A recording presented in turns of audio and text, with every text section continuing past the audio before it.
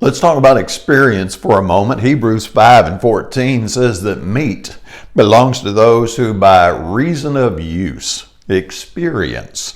Experience is what takes you deeper and deeper. Now, book learning is great, and book learning is absolutely necessary, and it fulfills a really key area. But book learning doesn't take you all the way through the process. So, an important step? Yes. The completion? No, not quite. So let me use an illustration. Let's talk about parachuting for a moment. Let's imagine that you read every book you could on parachuting and you watched every YouTube video you could about parachuting. As far as classroom learning goes, you learned everything that could possibly be learned about parachuting. Does that make you someone who's experienced?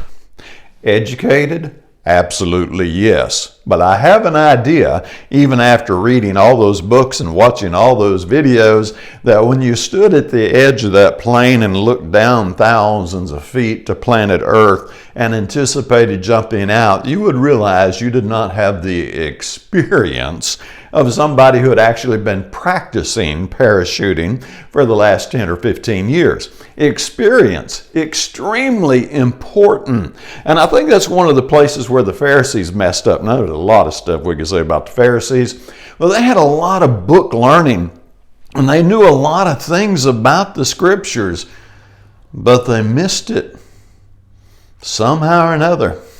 They thought they had it, and they were just dead wrong.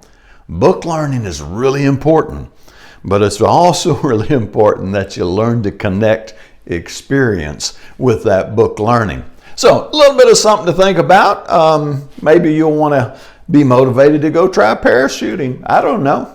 Take a video if you do, because I'm not doing that one. Have a great day.